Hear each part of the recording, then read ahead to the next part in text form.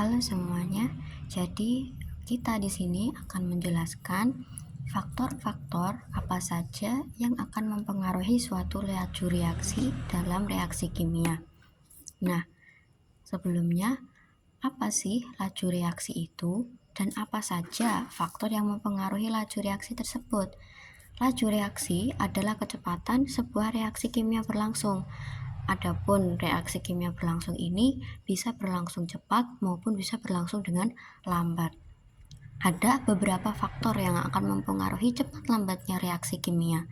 Yang pertama yaitu ada suhu. Kemudian nanti yang akan dibahas oleh teman saya yang lain yaitu ada faktor konsentrasi, kemudian ada juga karena faktor luas permukaan dan juga karena faktor suatu adanya katalis.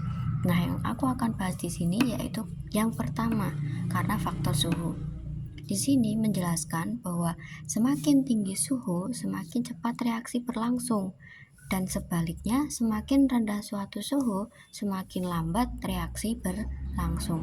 Artinya apa? Semakin tinggi suhu, ketika semakin panas suhu dalam suatu reaksi, maka reaksi tersebut akan berlangsung dengan cepat. Tapi ketika suhu tersebut semakin lambat, atau suhunya dingin atau mungkin biasa, tidak sepanas suhu yang lain, maka reaksi tersebut akan berlangsung lambat. Nah, selanjutnya agar kita lebih paham, kita berikan beberapa contoh. Adapun contoh yang pertama yaitu air dipanaskan dengan api. Kita bisa lihat perbedaan. Yang pertama, air dipanaskan dengan api yang besar. Dan yang kedua, air dipanaskan dengan api yang kecil. Nah, reaksi mana yang akan membuat air lebih cepat mendidih? Yaitu jawabannya yang pertama. Karena apa? Dididihkan atau dipanaskan dengan api yang besar. Otomatis dengan api yang kecil, suhunya akan lebih panas atau lebih tinggi dengan api yang besar. Mengapa dengan air panas lebih cepat mendidih? Karena molekul-molekul yang ada di dalam air yang sangat panas karena api dengan api besar bergerak lebih cepat dibandingkan dengan molekul-molekul yang ada di dalam air dengan api kecil, sehingga molekul-molekul tersebut membuat air bereaksi dan bereaksi lebih cepat, kemudian lebih cepat mendidih daripada dengan api yang kecil. Nah, contoh yang kedua yaitu gula larut lebih cepat di dalam air panas dibandingkan dengan air dingin. Kita tahu yang pertama yaitu air panas. Air panas dengan suhu yang panas, air dingin dengan suhu yang dingin.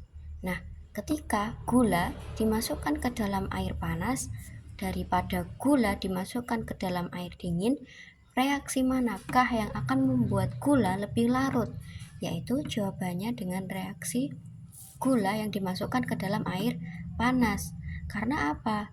Air panas dengan air dingin suhunya lebih tinggi di air panas, sehingga reaksi gula larut di dalam air panas itu lebih cepat dibandingkan dengan air yang dingin daripada air panas tadi. Karena air dingin molekul-molekulnya bergerak lebih lambat dibandingkan dengan molekul yang ada di dalam air panas, sehingga membuat cepatnya reaksi gula terlarut di dalam air panas tersebut. Konsentrasi adalah perubahan konsentrasi reaktan, zat bereaksi atau produk setiap satuan waktu yang menunjukkan seberapa cepat reaksi berlangsung. Semakin tinggi konsentrasi reaktan, semakin banyak partikel yang tersedia sehingga laju reaksi cenderung lebih cepat karena tumbukan antar partikel yang sering terjadi. Pengaruh konsentrasi terhadap laju reaksi. Jadi semakin tinggi konsentrasi reaktan, laju reaksi akan semakin cepat. Alasannya adalah reaksi terjadi ketika partikel bertumbukan, jumlah tumbukan efektif meningkat, reaksi berlangsung lebih cepat. Di sini ada contohnya, yaitu Mg ditambah 2HCl menjadi MgCl2 plus H2. Jika konsentrasi HCl dinaikkan, maka gas H2 terbentuk lebih cepat dan laju reaksi meningkat. Luas permukaan. Pertama, pemecahan zat, luas permukaan bertambah. Ketika zat padat dihaluskan, dipotong, digerus, atau dipecah menjadi partikel lebih kecil. Contohnya, gula batu yang dihancurkan lalu menjadi gula halus. Contoh yang kedua, magnesium batang dipotong kecil-kecil.